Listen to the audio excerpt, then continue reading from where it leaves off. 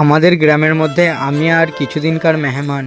এমন বললাম কেন, শোনো তাহলে। হ্যাঁ, আমার তামিলনাড়ু যাওয়ার জন্য আগস্ট মাসের 12 তারিখের টিকিট আছে, মানে এই সামনের বুধবার। তবে আমার টিকিটটা কাটা প্রায় 1 মাসের কাছাকাছি হয়ে গেল, আর হয়তো বেশি দিন নাই, আর মাত্র 4টে দিন বাকি। তবে আজকে সকালবেলায় ঘুম থেকে উঠতেই আমার চোখের সামনে একটা জিনিস ঠেকলো। এই তো এই জিনিসটা, মানে এই টিফিনটা নিয়ে আমি যখন তামিলনাড়ুতে কাজে যেতাম, মনে হয় ভালো করেও পেটটা ভরতো না, কারণ একটা থাকে তরকারি নিতাম আর একটা থাকে ভাত। আবার 9টা থেকে যে কাজে যেতাম, ঘর আসতাম সন্ধ্যে 6টায়, আর খেতাম 1:30টার সময়। তাও কোনো রকম আধ পেটা খেয়েই কাজটা করতাম সারাদিন। আবার ঘর এসে 6টার সময় আবার সন্ধ্যে 6টার সময় এসে থালা বাসন সব মেজে গা হাত ধুয়ে ভাত ফাত রেঁধে খেতে করতে আবার রাত 10টাও বেজে যেত। তাই আর কি ভাবলাম এই টিফিনটা এইবার আর নিয়ে যাব না। তাই আর কি চলে গেলাম একটা নতুন টিফিন কিনতে। তারপরে আমাদের গ্রামের বাজারে এসে একটা দোকান থেকে একটা 4 থাকের টিফিন কিনে নিলাম।